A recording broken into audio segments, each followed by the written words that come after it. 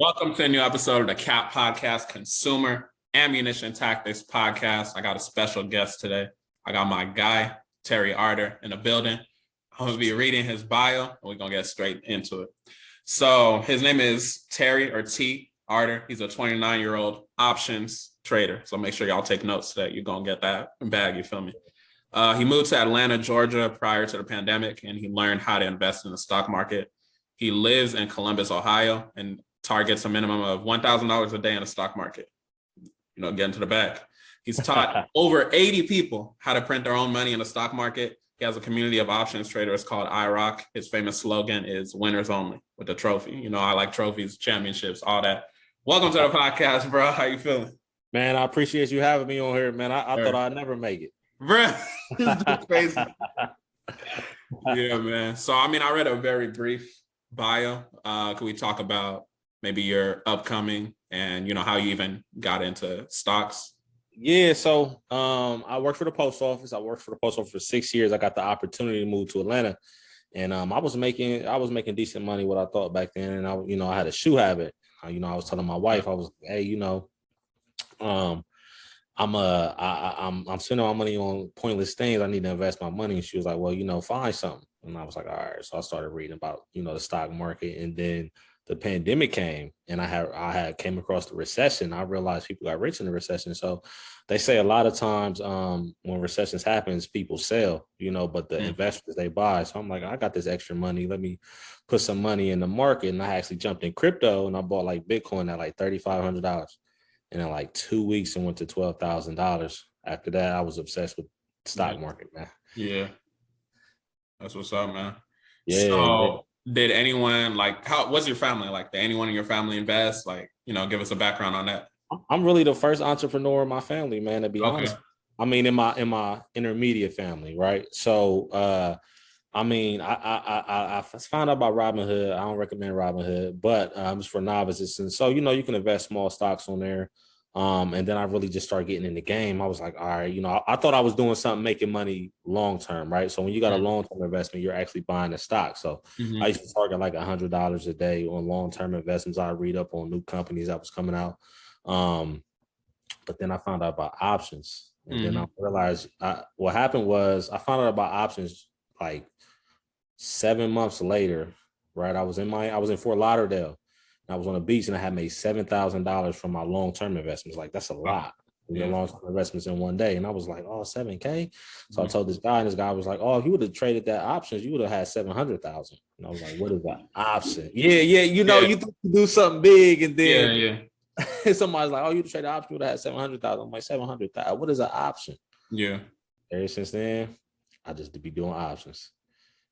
Can we talk about options? The fact that, it's like wholesale compared to, regular stocks. Can you break that down for someone who don't know? Yeah. So I got y'all. So I like to use this example with my students, right? So people make their hand like a phone, right? You make your hand like a phone. So a call, like you picking it up, that means you're betting that the stock is going to go up. A put, it's like you're putting down the phone. So you're betting that the stock is going to go down. As long as you choose the direction correctly, you'll be making money. So it's middlemaning it, right? So a contract of a stock has 100 shares in there, right? So I'm getting these 100 shares for a cheaper price because I'm saying, hey, at this date and this time, I'm going to purchase these stocks, right? So now you're in contract. So say I get a contract for $1,000. It has 100 shares in it that's worth 20,000. So now these shares that are worth 20,000 are now worth 40,000. Now my contract is worth $2,000. So I just profited $1,000 off my. So all I'm doing is simply selling my contract back to the market, taking a profit of $1,000 and calling it a day. And that's option trading for you. It's me simply saying, hey, I bet it's going to go up or down, and whether I gain value on the contract or not, I can make money either way. Okay. So with options, I see what a lot of people come across the issue is like when to enter, when to exit. Can we get into? Oh, yeah. So look, that's, I'll give y'all some sauce on my strategy. Yeah, let's get it, man.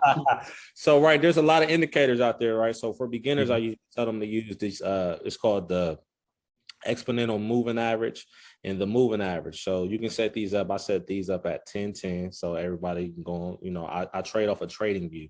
And what I do is I call them big brother and little brother, right? So usually when the big brother chooses, he wants to go down.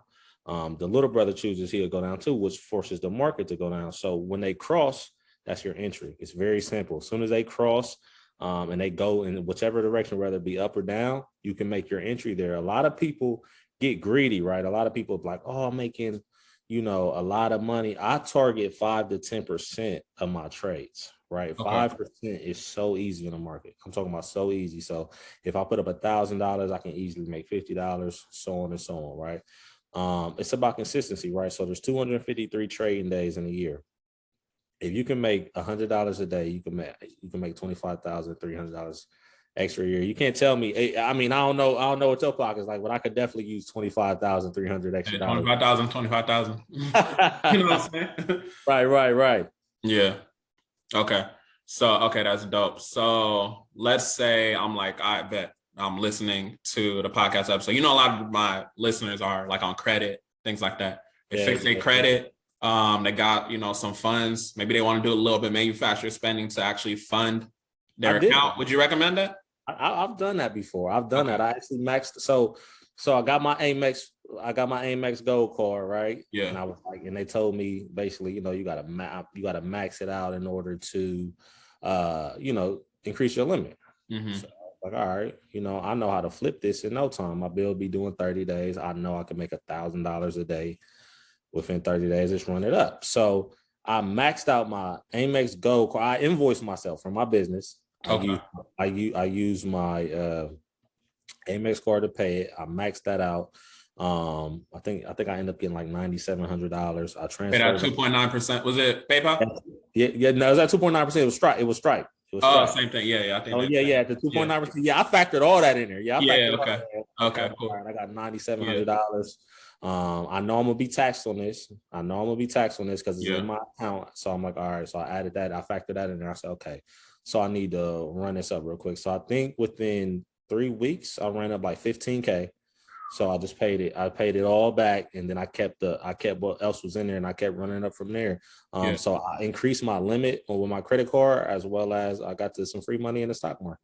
Leverage, man. So was this when you first started, or you already had study? You knew what you were doing? Man, when I first started, I lost $3,000. Let's talk about it. Let's focus on that. Look.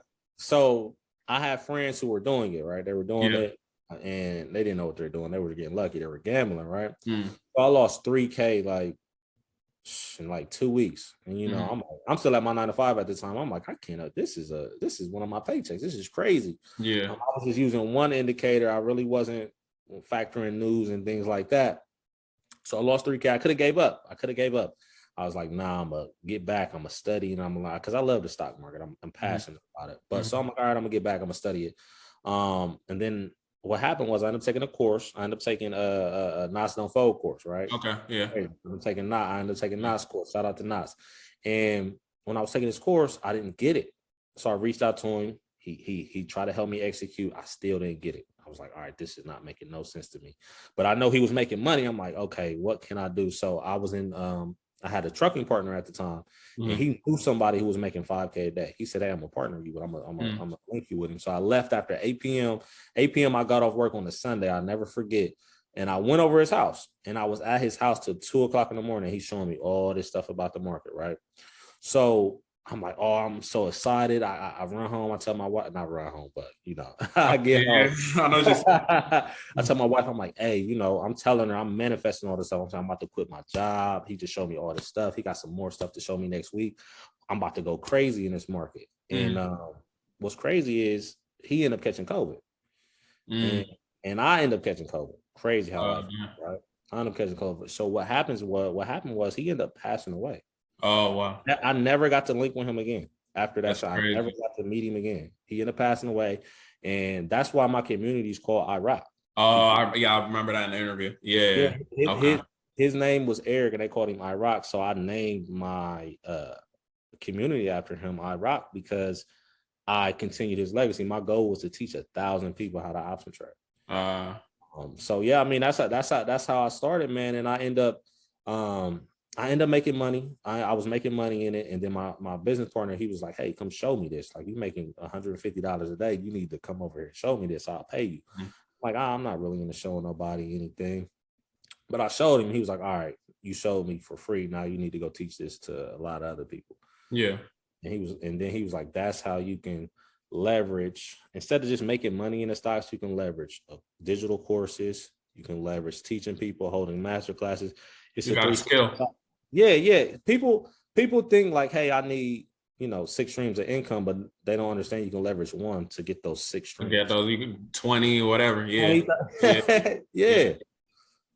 Okay. So okay. Yeah, that's it, man. Okay, let's talk about the losses though. Like, what stocks were you trading? What entry, exit problems? Like, what was the problem? Let's help the people that just getting started. So if you getting started, right? If you get started, first and foremost, like, yeah, you can get a course. You can definitely get a course. Like, that's cool. But you can read a book about how to play basketball. But if you don't got a coach, I mean, then you can hear about the shooting form, all that. You need a coach, right? So I lost. And then after he showed me all those, the indicators he was using, his entries and his exits, I was like, all right, I got to do that. That's how I learned about the EMA, MA crossover, right? I'm giving y'all some sauce on it because I ain't never said this. Yeah. Give us all the sauce. So I started using the EMA and the MA crossover.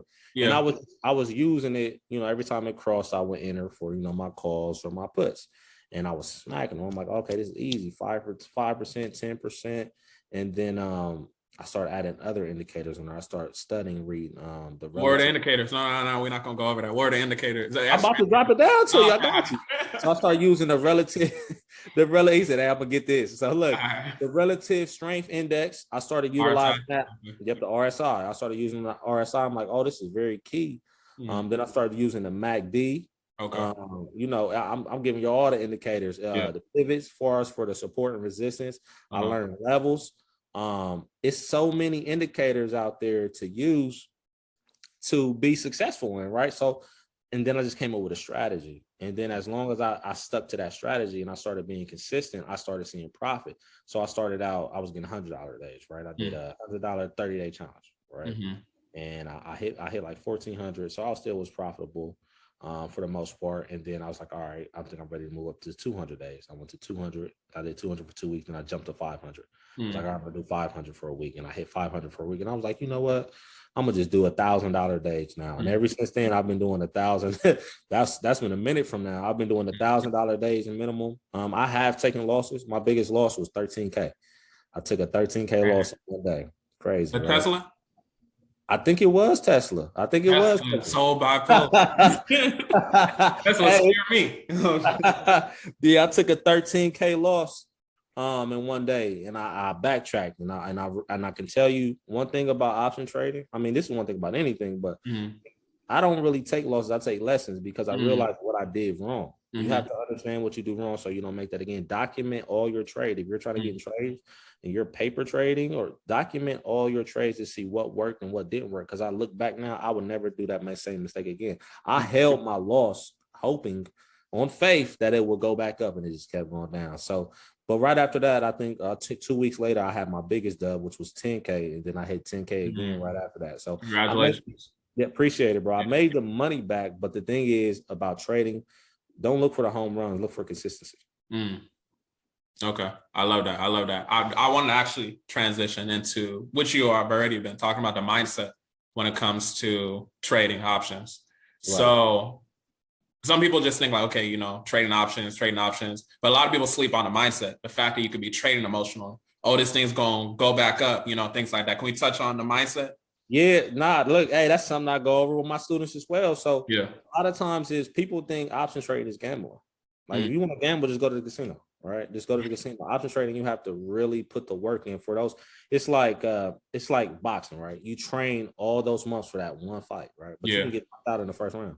You have to really train yourself, chart, look into there. You have to understand, you have to be disciplined and understand how to cut your losses. Because if I go down in a trade, right? If I go down in a trade, let's say 15% of the trade. So if I have $1,000 contract and I go down to $150, I'm going to see, okay, is this going to go in my direction at any time coming soon? If not, I'm going to cut my loss. I'm not going to wish that it goes back up, because you can exit a trade and re-enter a smarter trade and make that money back plus more, right? So you can't sit right here, and you got to understand something. Emotional traders always lose. You have to be, a lot of people say I'm what's the word? Nonchalant, right? Mm-hmm. Because I have to shut off my emotions when I start trading. I cannot be like, oh, I missed that, or I have to understand, okay, this is why I lost. I entered at the wrong time. I entered too early.